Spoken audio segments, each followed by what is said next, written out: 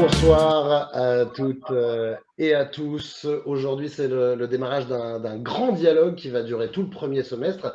Ça s'appelle Nos vies ensemble et c'est une démarche qui va vous permettre de vous fixer des indicateurs de réussite autour d'un objectif que vous partagez. Cet objectif, c'est celui de faciliter les parcours de vie des personnes accompagnées. Et pourquoi est-ce qu'on parle de ça? Eh bien, parce que justement, c'est l'enjeu principal de la nouvelle organisation de l'UNAPI 17. Et ce soir, pour en parler, on est avec votre présidente, la présidente de l'UNAPI 17, Sonia Aé-Inou. Sonia, prête pour le lancement? Oui, bonjour. Oui, je suis prête pour le lancement et je suis impatiente d'échanger avec vous sur la nouvelle organisation, vos questionnements, vos inquiétudes et vos attentes justement par rapport à cette nouvelle organisation. Merci Sonia. Et on est également avec Alix Meyer, le directeur général de l'UNAPI 17, prêt, dispo pour ce lancement de cette démarche qui est importante pour l'UNAPI, Alix. Oui, je suis prêt. C'est un vrai pari, cette nouvelle organisation qu'on a mise en place en septembre. Donc, ouais, je suis prêt à en parler. Puis aussi à parler de ce qu'on va en faire demain et comment on va la faire vivre. Merci beaucoup. Alors, justement, on a 2 heures devant nous pour en parler. Je vous le disais, là, c'est à vous de réagir. C'est un vrai dialogue qu'on va avoir avec vous. On a 2 heures devant nous pour le faire. Vous pouvez dès maintenant partager vos commentaires sous la vidéo. Nous, on les voit tous. Je regarde s'il y en a déjà. N'hésitez pas à faire un petit essai, vous l'envoyez. On pourra l'afficher à l'écran pour participer à la discussion avec vous. Pour l'instant, je n'en vois pas. Je vous disais que cette idée de facilitation des parcours de vie, elle est au cœur de la réorganisation de l'association. Mais déjà, est-ce que tout le monde en a entendu parler de cette réorganisation? Je ne suis pas sûr. En quoi elle consiste? Avant de vous expliquer comment vous allez pouvoir participer à la démarche Nos vies ensemble, dans laquelle j'ai le plaisir de vous accompagner depuis le début et je l'espère jusqu'à la fin, on verra. On s'arrête donc un petit moment sur le sens et les enjeux de la réorganisation. Je me tourne vers vous. Alors d'abord, pour repartager le contexte, pour remettre tout le monde au même niveau, de quand elle date, cette réorganisation, et puis d'où elle vient, quelles sont ses motivations? Est-ce que c'est exclusivement pour faciliter les parcours de vie des personnes accompagnées, ou est-ce que c'est aussi, comme j'ai cru le comprendre, à cause de contraintes aussi financières qui viennent de l'extérieur? Qui veut se lancer?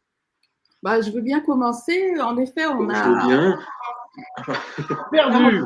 Alice, ce sera donc Sonia qui est partie en premier. Nous avons… En fait, les deux, j'allais dire les deux mots.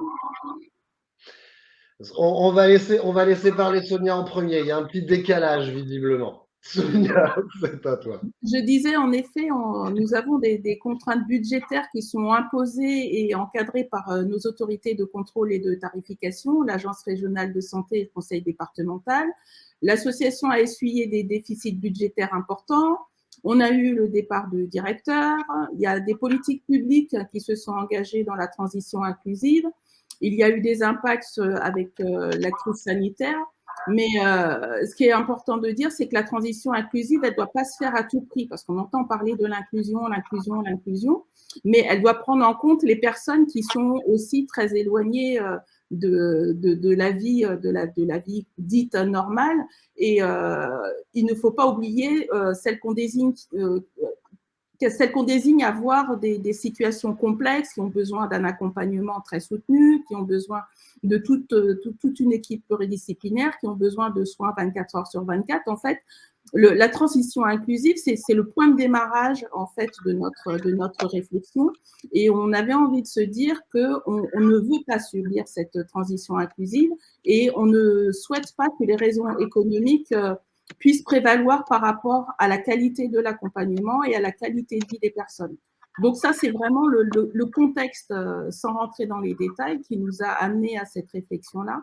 C'est de dire que la vie quotidienne des personnes, la vie quotidienne des familles, c'est un accompagnement de qualité qui doit se mettre en place, et l'association est un outil qui va être au service de cet accompagnement-là. Merci. J'imagine, Alix, que vous ne pouvez pas tellement être en contradiction avec ce que vient de dire Sonia, mais un peu plus de détails. Je disais contraintes financières ou volonté centrale de faciliter les parcours de vie. Je disais les deux, c'est-à-dire que la première porte d'entrée, ça a été ça, c'était les contraintes financières qu'on a rencontrées fin 2018, mais hormis ça, il fallait faire de la contrainte qu'on rencontrait autre chose, c'est-à-dire comment on a pris appui de ces contraintes-là pour en faire autre chose. C'est-à-dire on savait qu'on allait devoir modifier l'organisation au regard de ces contraintes, et on en a fait autre chose à partir de 3 points qui étaient importants pour nous, c'est-à-dire inscrire l'accompagnement qu'on garantit à l'UNAPED 17 dans une logique de parcours. Également, mettre l'accent sur l'autodétermination des personnes handicapées, et aussi poursuivre notre travail qui est de participer à la transition inclusive des établissements de l'association. Donc les deux, j'allais dire, les deux. Ok, donc le principe c'est clair, donc autodétermination, logique de parcours, transition inclusive, mais il y a également une dimension de territorialisation, c'est-à-dire que vous vous êtes structuré. Je vais partager une carte ici. Vous êtes organisé autour de territoires. En clair, qu'est-ce que cette réorganisation va changer concrètement dans la vie des familles, des personnes et dans les établissements? En fait, on a réfléchi, alors c'était quelque chose qui était assez complexe, parce qu'il fallait tenir compte de tout un tas de paramètres. Alors effectivement, il y a le budgétaire, mais il y a quand même les établissements et les services qui sont présents sur les différents territoires, et chacun habite sur une partie de ce territoire-là. Alors on a mis en œuvre cette réorganisation parce qu'on a conscience des limites que pouvait offrir l'association par rapport à l'accompagnement et la vie quotidienne des personnes. Donc le fait de territorialiser, c'est de garantir, quel que soit le parcours de la personne et le lieu où elle habite, d'avoir sur son parcours de vie, que ce soit un enfant, un adulte, une personne vieillissante ou quelqu'un qui travaille, d'avoir des interlocuteurs de proximité et d'avoir l'accompagnement qui correspond à proximité. C'est pour ça qu'on a territorialisé l'organisation de l'association. L'accompagnement par une structure médico-sociale est dépendant en fait d'une volonté institutionnelle, mais on veut dépasser cette volonté-là. On veut vraiment que l'association se mette au service du parcours de la personne, quel que soit son âge, quelles que soient ses difficultés. Et ça ne tient pas qu'avec ce qu'on a nous au sein de l'association, c'est de s'ouvrir aussi sur l'extérieur et de s'appuyer sur tout ce qui existe pour que le parcours soit fait de façon plus sereine. Merci beaucoup. J'en profite pour vous dire, si vous nous écoutez, n'hésitez pas à n'importe quel moment à réagir avec un commentaire, des questions dans la vidéo, sous la vidéo sur Facebook. On pourra partager vos éléments d'information. Je voulais juste rajouter quelque chose, c'est qu'on a travaillé l'année dernière sur le projet associatif. Le projet associatif, c'est celui qui détermine tous les enjeux, les objectifs et les actions qu'on doit mettre en place pendant 5 ans pour l'association. Et ça a été travaillé avec les professionnels, les familles et les personnes accompagnées. Et ce que tous ensemble on avait noté, c'était une orientation qui était d'accompagner chaque personne handicapée à être actrice de sa vie et de la soutenir, l'accompagner et aider aussi les familles et les aidants à toutes les étapes de la vie. Et dans les actions qu'on avait mis en place, dans les actions prioritaires, c'était en changeant un modèle d'accompagnement qui passe par une logique de parcours. Donc, la réflexion qu'on a eue là, elle a déjà été amorcée tous ensemble quand on a travaillé le projet associatif. Donc, on n'est pas totalement hors sol et on a besoin de vous justement pour continuer à réaliser ce projet-là. Merci, Alix. Je réaffiche la carte. On a entendu les principes. Concrètement, ça veut dire quoi en termes d'administration, de management, de gouvernance, pour utiliser des mots compliqués? Alors, je vais reprendre un petit peu, je vais aller dans la suite de ce qu'a dit Sonia Hennou. Pour garantir la transition inclusive d'une personne accompagnée, qu'elle soit adulte ou enfant, et garantir aussi la prise en compte de son autodétermination dans une logique de parcours. Prenons le cas d'un enfant. Si on veut qu'il ait des copains de quartier, eh ben, il faut quand même s'assurer qu'il ne traverse pas l'ensemble du département pour se rendre là où il peut être accompagné par des professionnels. Donc vraiment, c'est ce qui a nécessité qu'on territorialise notre offre de manière à ce que, comme disait Sonia Hennou, qu'on introduise de la proximité à son accompagnement. Donc c'est pour ça qu'on a dû découper le département en 4 territoires, avec sur chacun des territoires un directeur adjoint de parcours qui garantit le parcours sur ce territoire-là. Et en fait, ce qu'on a voulu, c'est que sur chacun des territoires, le directeur adjoint de parcours ait toute une typologie d'établissements, comme une boîte à outils de tous les établissements possibles, que ce soit de l'enfance, adulte, travail, etc., pour avoir tous les outils possibles pour accompagner les personnes. Voilà, c'est ça, en fait, la logique de la territorialisation du parcours, même s'il y a 2 directions de parcours. Mais c'est pas possible, et comme l'a dit Sonia et nous, bon, c'est pas possible, tant pis. C'est pas parce que c'est pas possible pour l'UNAPI 17 qu'on va pas le rendre possible pour les personnes accompagnées. Donc, par exemple, sur un territoire où il n'y a pas d'IME, eh ben, c'est pas grave, il y en a d'autres. Il y en a d'autres qui sont pas ceux de l'UNAPI 17, et on va travailler avec les autres, on va travailler avec les dispositifs de droit commun aussi, pour garantir sur un territoire d'une personne accompagnée que son autodétermination et le parcours qu'elle veut pour sa vie soit garanti. C'est ça l'essentiel. C'est pour ça que si on veut garantir les parcours, il faut quand même à minima les territorialiser pour pouvoir les piloter. Okay. On doit répondre, on doit fondamentaux, alors c'est pas que du blablabla, hein, on doit répondre aux droits fondamentaux qui est l'accès à l'école, l'accès à la formation, l'accès aux soins, les loisirs, l'accès à l'habitat.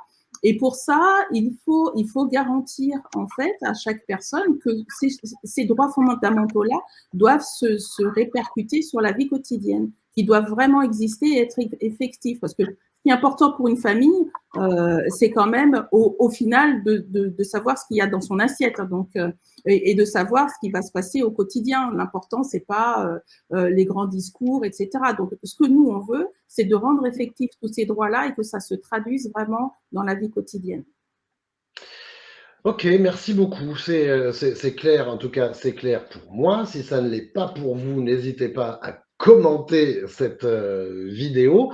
Donc là, on vient de s'arrêter un instant sur le sens de cette réorganisation. On va maintenant rentrer dans la question de la démarche de dialogue. Un grand dialogue, très bien, mais pourquoi faire? Je vais vous présenter très rapidement les étapes, les 5 étapes de ce grand dialogue qui vont s'afficher maintenant et vous dire que donc là, on est dans la première étape, le dialogue interactif avec vous pour clarifier tous les enjeux de la démarche, la réorganisation et qu'est-ce qu'on cherche à travers les étapes suivantes. L'étape suivante qui a déjà commencé, c'est un questionnaire en ligne qui va vous permettre d'objectiver vos attentes en matière de facilitation des parcours de vie. Quand je dis vous, c'est aussi bien les familles que les professionnels. Le questionnaire, il est donc tout simple. Je vous expliquerai comment vous pouvez y accéder. Il y a un lien dans la vidéo. Vous pouvez y compris le faire dès maintenant en allant sur le site de l'UNAPI. Vous avez un lien direct qui vous renvoie vers le questionnaire. Ça, ce sera la première étape. J'ai dit pour les familles et pour les pros. L'étape suivante, c'est une enquête participative avec et par les personnes accompagnées. On va aussi aller à leur rencontre et leur poser à eux des questions sur la manière de se projeter dans leur rêve de vie, des étapes de vie à venir. Alix nous expliquera tout à l'heure comment ça fonctionnera, quand et où. Et puis, l'étape suivante, très importante, ce sont 4 ateliers territoriaux. On va aller dans chacun des territoires dont parlait Alix tout à l'heure pour constituer des petits groupes de travail qui vont, sur la base des priorités que vous aurez exprimées dans le questionnaire, produire des indicateurs qui nous permettront d'aller vérifier qu'on a on évolue bien dans le bon sens sur les points qui vous paraissent importants pour faciliter effectivement la vie des personnes accompagnées. Et la dernière étape de cette démarche, eh ben, ce sera de les suivre régulièrement, ces indicateurs. Vous nous expliquerez comment on les suivra, à quelle régularité, quelle forme de transparence vous pouvez promettre autour du suivi de ces indicateurs. Alors, ma première question, c'est pourquoi est-ce que vous vous concentrez, puisque c'est une grande démarche de dialogue, sur cette idée de produire des indicateurs? À quoi ça sert, Sonia? Alors, les indicateurs, ça permet de mieux définir les enjeux qu'on va partager et les différentes actions qu'on va vouloir mettre en place pour réussir cette organisation-là. Pour ça, il faut s'appuyer sur les situations qu'on vit au quotidien, les situations en tant que professionnel ou les situations en tant que famille. Donc, d'interroger tout le monde sur quelles sont les choses importantes à vos yeux qui sont nécessaires de mettre en valeur pour que cette organisation fonctionne. C'est en fait d'avoir des points d'appui, des leviers pour pouvoir améliorer la qualité des accompagnements au sein de l'association. Et pour ça, quand on croise les regards de tout le monde, parce que mon regard en tant que parent n'est pas forcément le même que mon regard en tant que professionnel, mon regard en tant qu'élue présidente n'est pas forcément le même que le regard du directeur général, et ainsi de suite, que ce soit aussi au niveau administratif, le regard de ceux qui vont gérer les payes ou gérer l'organisation, la communication de l'association n'est pas forcément le même. Et quand on croise tous ces regards-là, on va désigner des indicateurs qui vont nous dire qu'il faut regarder plus attentivement tel ou tel point pour pouvoir améliorer la qualité des accompagnements. Merci Sonia, vous disiez tous les regards sont différents, vous avez même cité celui du directeur général. Même question, Alix, en quoi ces indicateurs que vous allez coproduire dans cette démarche vous sera utile au quotidien? En fait, alors en qualité de professionnel, c'est une chose qu'on utilise souvent, c'est-à-dire ce qu'on appelle ça une démarche qualité. C'est-à-dire que on met en place quelque chose pour s'assurer qu'on est, alors soit s'assurer qu'on continue à garder le cap qu'on s'était fixé auparavant ou que ce qu'on a mis en place ne dévie pas. On identifie des indicateurs, c'est une démarche qualité, de manière à les interroger régulièrement à une fréquence identique et de s'assurer que ces indicateurs-là nous disent qu'on est toujours dans le bon cap. Ou alors il faut se fixer des indicateurs aujourd'hui qui nous permettent d'infléchir un peu là où on veut aller de manière à toujours garder le cap qu'on s'est fixé. Ok, merci beaucoup. Alors, comment est-ce qu'on va les construire, ces indicateurs? Je vous redis encore, hein, si vous avez la moindre question sur ce que viennent de dire Alix et Sonia, n'hésitez pas, commentez la vidéo sur Facebook, nous on voit vos commentaires, on pourra ainsi mener notre conversation. Je vais à nouveau partager mon écran pour vous montrer la première manière de participer à l'enquête. Vous la voyez, ça s'affiche ici. Donc, le lien que vous avez dans la vidéo vous renvoie directement sur cet article dans la partie vie associative du site de l'UNAPI.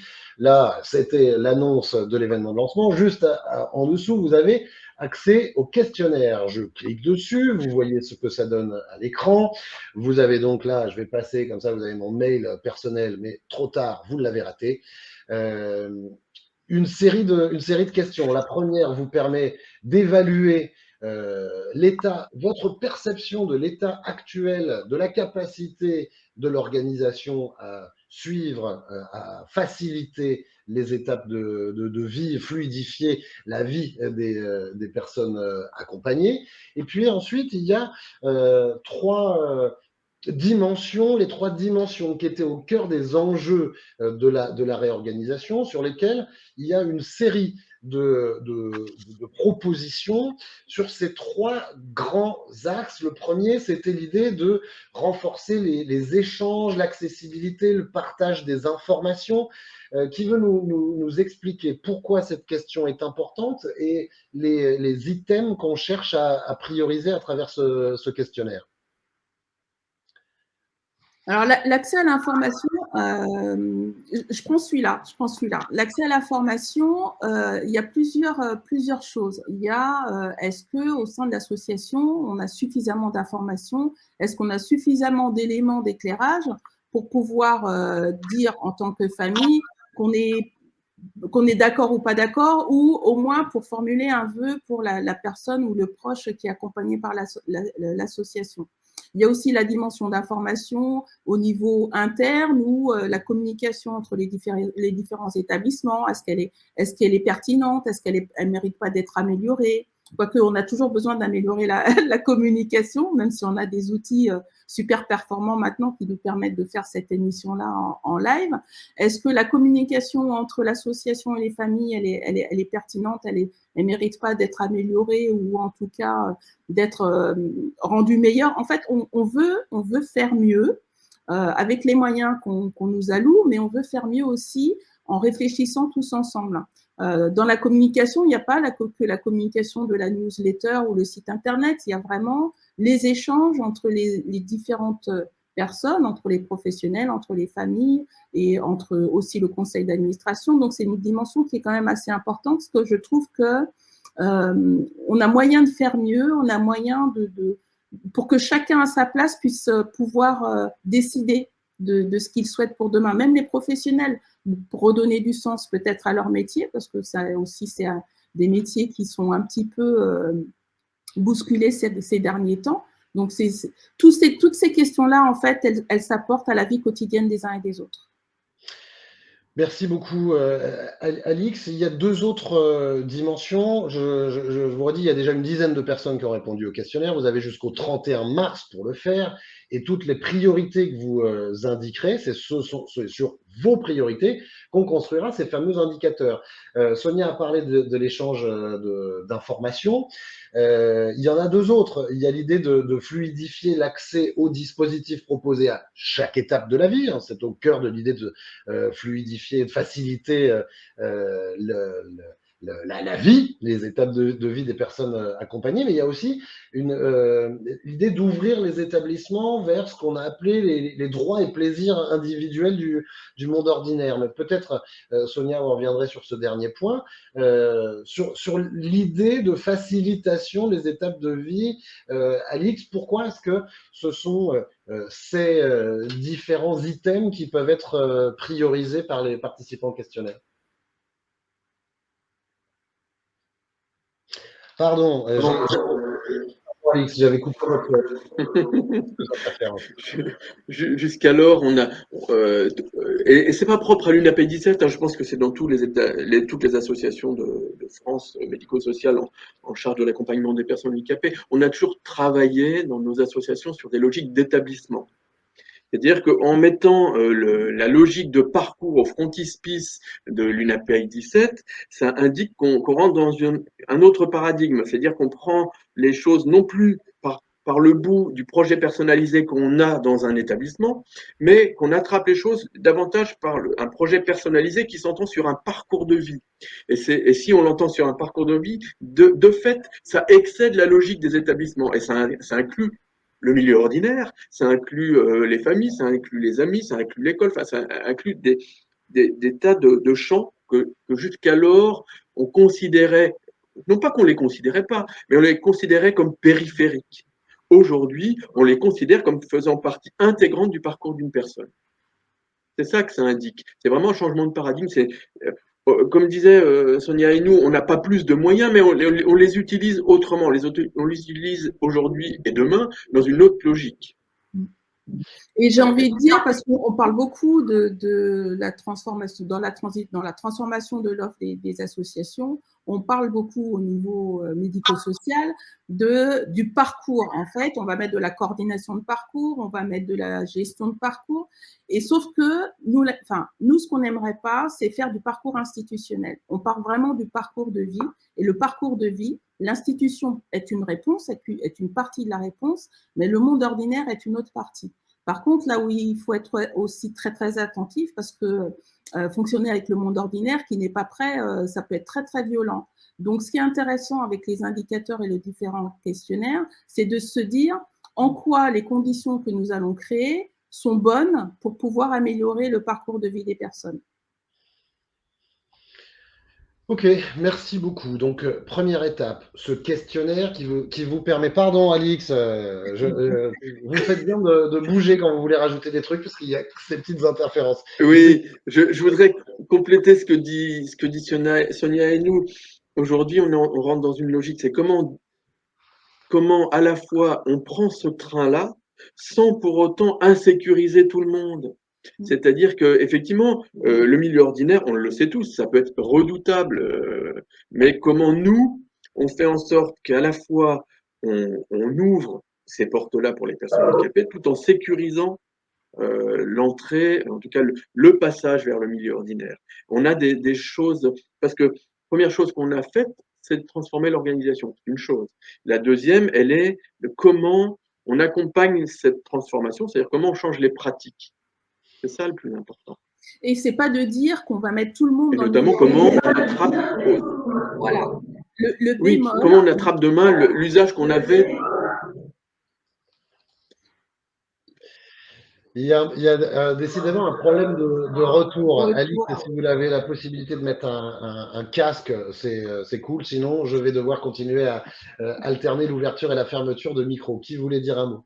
Ce que je voulais compléter, c'était je voulais dire que c'est en aucun cas de dire que les personnes doivent toutes aller en milieu ordinaire. C'est d'accompagner les personnes qui le souhaitent vers le milieu ordinaire et de conserver quand même des accompagnements de proximité pour celles qui le souhaitent et qui en ont besoin. En fait, c'est d'articuler vraiment tout autour du parcours de vie de la personne. Bien sûr que le milieu ordinaire, c'est pas que les accompagnements se fassent dans le milieu ordinaire, c'est encore plus loin que ça. C'est que dans la vie quotidienne, on va chez le médecin, on va à la pharmacie, on va faire les courses. C'est ça aussi le milieu ordinaire qui fait partie de nos vies de famille et de la vie des personnes qui sont accompagnées. Donc, c'est vraiment de créer les conditions pour que le parcours de vie soit le plus serein possible.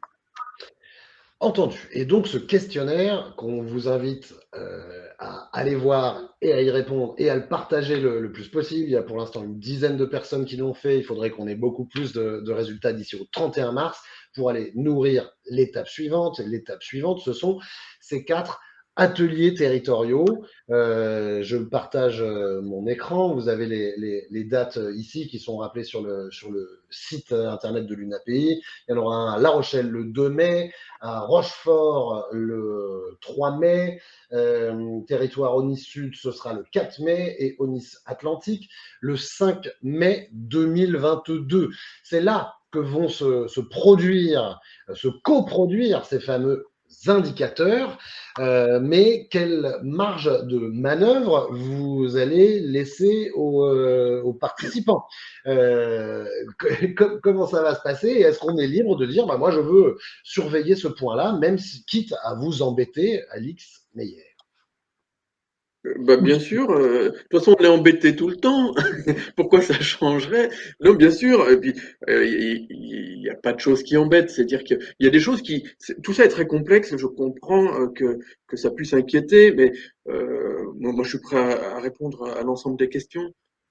On est dans un débat constructif, c'est ça qu'il faut qu'on garantisse. De toute façon, la démarche qu'on est en train d'initier la démarche qu'on est en train d'initier là, c'est justement on a besoin vraiment du regard de tout le monde et on peut pas se brider parce qu'en fait, on est dans un accompagnement au changement. Si déjà on est en train de filtrer les différents points de vue des uns et des autres, on risque de tomber à côté et d'être complètement à côté de la plaque. Donc, il faut vraiment, on a besoin du regard de tous, on a besoin que vous remplissiez le questionnaire, on a besoin que vous portiez candidat pour participer aux ateliers parce qu'il faut essayer de ne pas avoir de trous dans la raquette. Parce que pour l'instant, dans les accompagnements, on voit bien au quotidien qu'il y a encore des trous dans la raquette. Et ces trous dans la raquette-là, il faut les combler, mais on ne peut pas défendre ou on ne peut pas accompagner des personnes qu'on ne connaît pas. On a besoin de connaître, de votre point de vue, comment vous vivez et comment vous vivez, où est-ce que vous en êtes et comment vous imaginez les choses. C'est comme ça qu'on pourra avancer. En tout cas, c'est comme ça qu'on l'a imaginé. Pour s'inscrire, pour se manifester comme volontaire pour participer aux ateliers, ça se passe aussi dans le questionnaire. Donc, rendez-vous sur le questionnaire pour dire si vous souhaitez y participer. Dans ces ateliers, vous serez là systématiquement à l'X, mais il y aura Oui. une dizaine de personnes en tout, des pros et des familles. Mais tout le monde ne pourra pas participer à ces ateliers. Pourquoi et comment vont être constitués les panels? Qui y aura dedans? Ah, l'important, c'est que ces ateliers soient représentatifs à la fois, en tout cas concernant les professionnels, des typologies de professions qu'on rencontre au sein de l'association, puisque l'important, c'est de viser une certaine représentativité pour que ces ateliers aient davantage enfin, ce qui va en sortir est davantage de valeur. C'est-à-dire qu'on puisse avoir des représentants du corps des éducateurs, des cadres, des personnels administratifs, des services généraux, voilà. Et aussi une représentativité de type d'établissement également. Et aussi des parents qui représentent davantage leurs enfants qui ont des troubles du spectre autistique ou les autres. Enfin, voilà, c'est plutôt, on vise une certaine représentativité. Sonia, vous voulez rajouter quelque chose? Oui, je vais compléter parce qu'au niveau des familles, quand on dit qu'on veut avoir toutes les typologies, c'est que quand on a par exemple un enfant qui est accueilli en IME, il n'a pas tout à fait le même train de vie qu'un enfant qui est scolarisé en milieu ordinaire. Un adulte qui va au travail n'a pas forcément les mêmes attentes et les mêmes regards qu'une personne qui est accueillie en foyer. Une famille monoparentale n'a pas forcément les mêmes attentes et les mêmes difficultés ou le même regard qu'une famille avec 7 ou 8 enfants. Enfin, il faut vraiment qu'il y ait une représentativité qui puisse, où tout le monde peut s'y retrouver, en fait. Et comme tout le monde est concerné, il faut que tout le monde s'y retrouve. Et que nous, on puisse travailler à partir du ressenti et du regard de tout le monde. Merci beaucoup. Donc là, c'est clair pour... Et c'est... Oui, pardon, Alex. Oui, et c'est une manière, comme disait Sonia et nous, de n'oublier personne. Et il y a aussi une chose qui est très importante, c'est que on a mis en place cette nouvelle organisation, mais il y a sûrement des choses auxquelles on n'a pas pensé. Là, depuis le mois d'octobre, avec les directeurs, on rencontre tous les lundis soirs les professionnels de l'association sur chacun des établissements, sur les 18 établissements et services de l'association, et on présente la nouvelle organisation et puis les coordonnées qui ont prévalu à la mise en place de cette nouvelle organisation. Et c'est vraiment très intéressant, c'est plutôt très interactif. Je trouve que les professionnels sont très engagés et ils ont des fois des idées auxquelles on n'a pas pensé. Et tant mieux. C'est-à-dire que déjà là, ils participent à la manière, enfin, à la constitution de leur outil de travail de demain. Cette organisation, c'est un outil de travail dont on dote l'association pour aujourd'hui et demain. Et moi, j'ai eu des réflexions de professionnels qui disent ah oui, ça, on n'y a pas pensé. Mais j'espère qu'il y aura ça dans ces ateliers territoriaux, de part et d'autre. Et moi donc, Sonia, vous vouliez rajouter quelque chose? Non, je crois que. Si, je voulais rajouter quand même quelque chose. Je rajoute toujours des choses. Pardon. En fait, enfin, l'avantage de cet outil-là, c'est aussi, alors, et le questionnaire et les ateliers, c'est de faire parler aussi les personnes qui sont éloignées de la vie associative, parce qu'il y a des parents qu'on entend relativement, enfin, qu'on entend souvent, qui sont représentants des autres parents, mais comment on peut entendre et écouter les familles qui n'ont peut-être pas le temps ou en tout cas, qui sont moins identifiées au sein de l'association. Et ça permet de donner la parole à tout le monde. Et c'est pareil pour les professionnels d'ailleurs.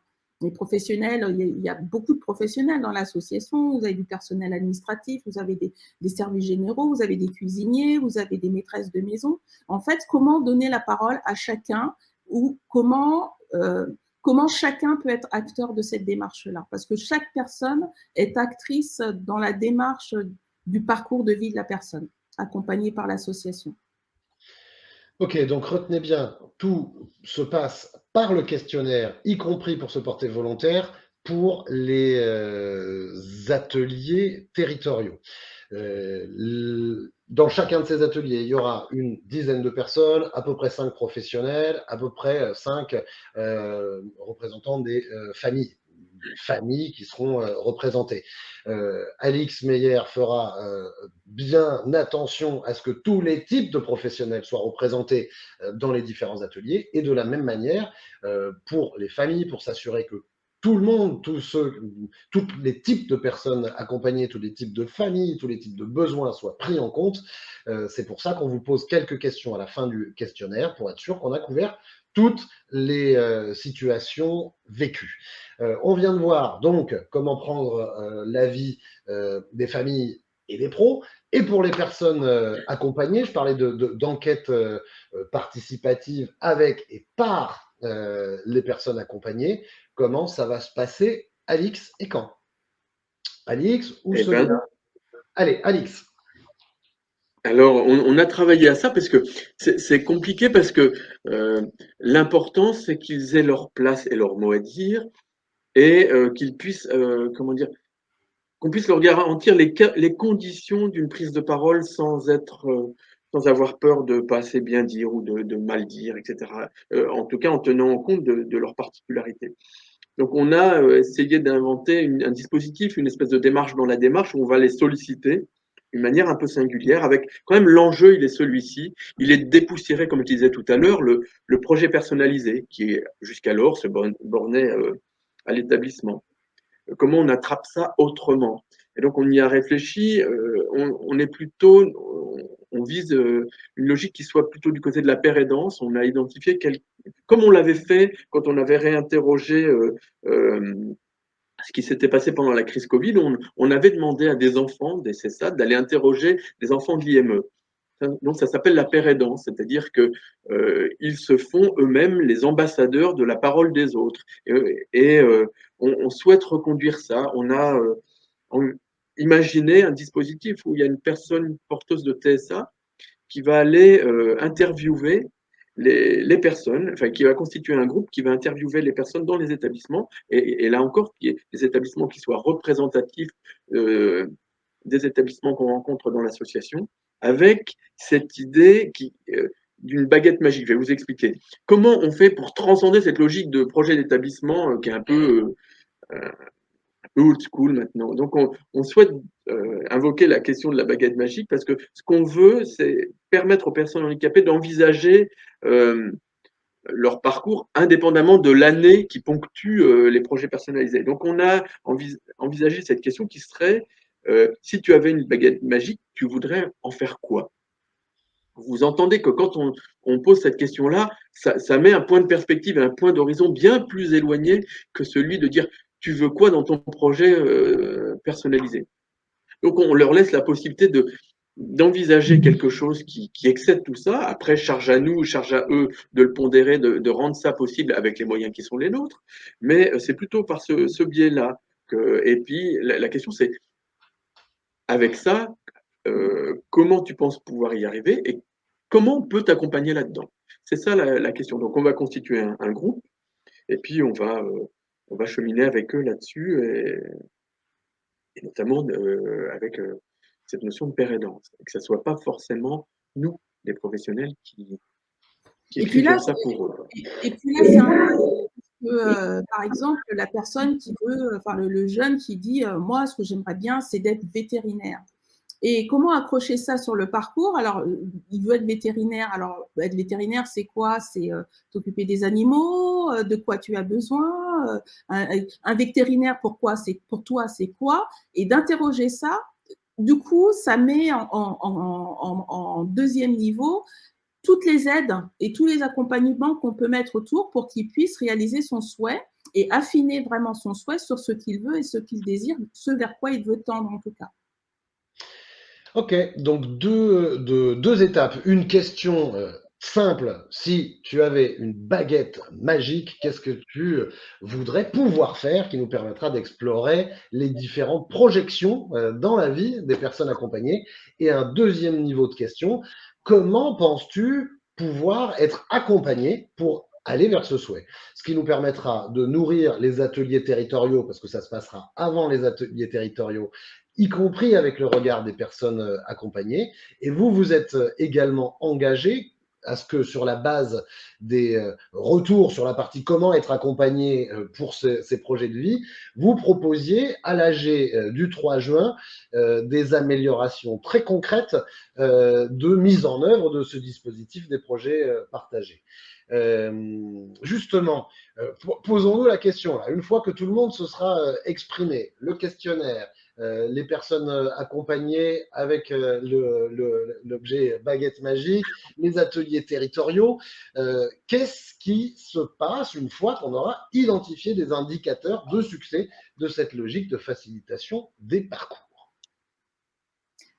Ce sera le top départ, justement, le début. On aura un indicateur de début qu'il faudra suivre et ajuster au fur et à mesure et l'analyser. Parce que quand on change, quand on fait une organisation et quand on a un projet comme ça, il faut de temps en temps vérifier si le projet il est toujours cohérent, et s'il n'est pas cohérent, il faut faire des ajustements et ainsi de suite, parce que de toute façon, le parcours de vie des personnes, il est en sans cesse évolution, donc il faut que l'organisation soit suffisamment agile et que notre organisation soit suffisamment agile pour s'adapter au projet de vie des personnes, quelle qu'elle soit.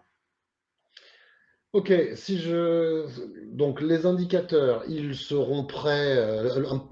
Un premier niveau sera livré à l'AG du 3 juin, et puis ils seront partagés régulièrement. Quand, comment, Alix?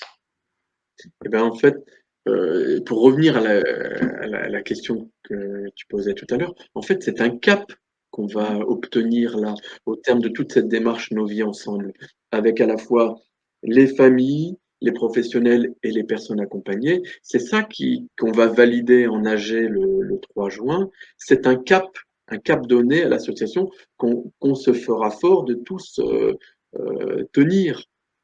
C'est ça. Et un calendrier à définir intermédiaire.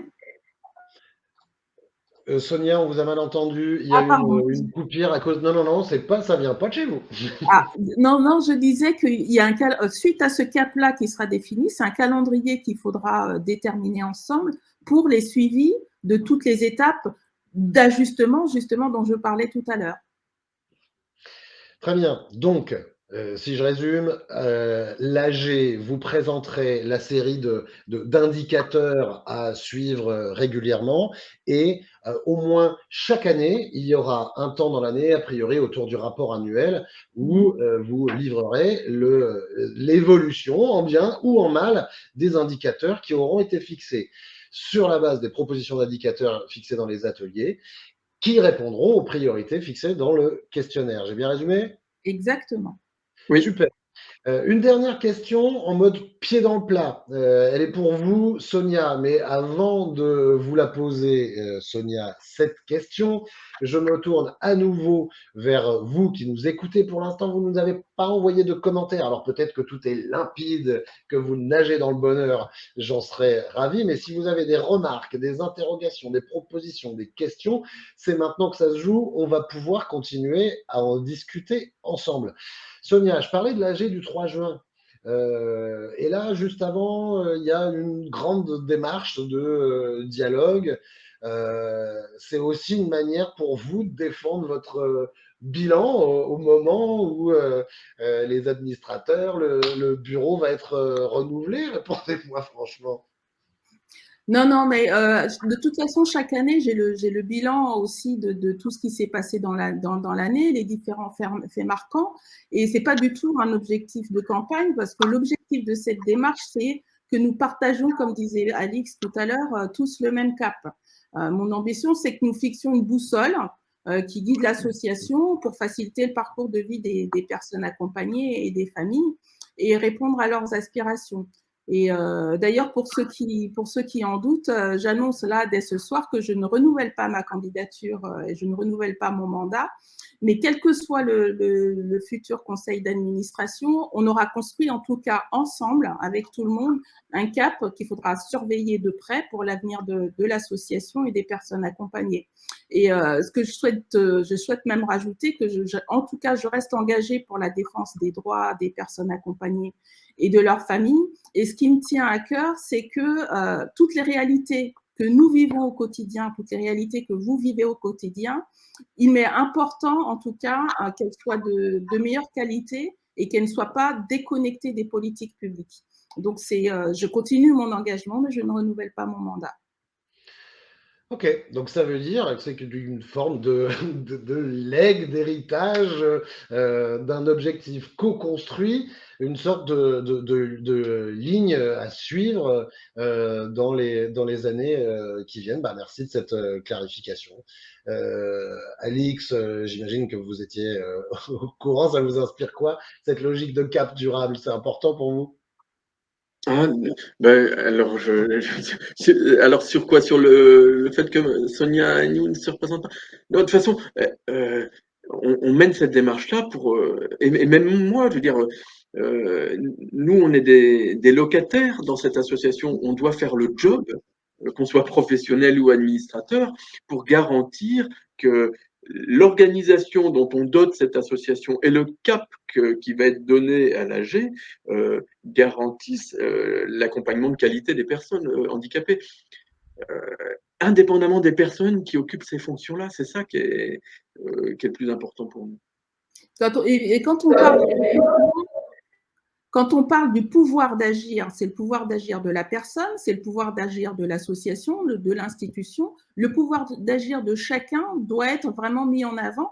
Et du coup, comme c'est l'environnement qui va fonctionner, c'est le système qui doit être pérenne et qui doit fonctionner et s'adapter au parcours des personnes, quelles que soient les personnes qui sont là un jour et qui ne sont plus là demain, ça doit continuer parce que de toute façon, la personne, elle a besoin de vivre au quotidien. Donc, ça doit continuer de façon pérenne et de façon adaptée.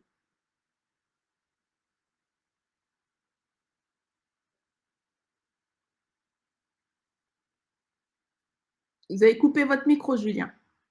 J'ai coupé mon micro, merci, voilà.